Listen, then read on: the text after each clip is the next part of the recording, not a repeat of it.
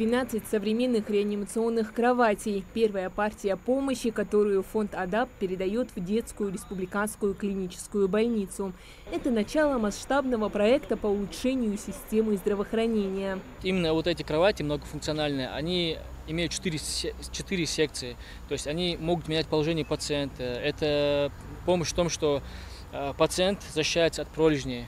Это особенно необходимо для лечения и восстановления пациента. Также медсестрам теперь не нужно будет вручную поднимать и переворачивать больных. Конечно, для нас это большая помощь. И хотелось бы выразить благодарность и все-таки подчеркнуть, что это мировая практика. Это мы, может быть, начали сейчас, а вообще по всей Российской Федерации многие благотворительные фонды напрямую сотрудничают с больницами, с большими клиниками, помогают и онкологическим детям, и паллиативным детям.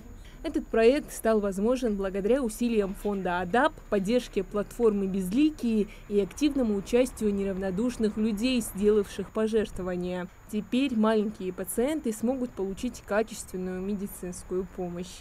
Это позволит нашим детям не выезжать за пределы нашего субъекта для того, чтобы проходить лечение.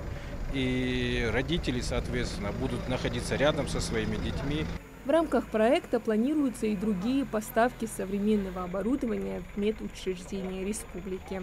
В дальнейшем мы планируем закупить мониторы многофункциональные, аппараты ИВЛ, расходные материалы, огромное количество хирургических материалов для нейрохирургов, общих хирургов, лор-врачей.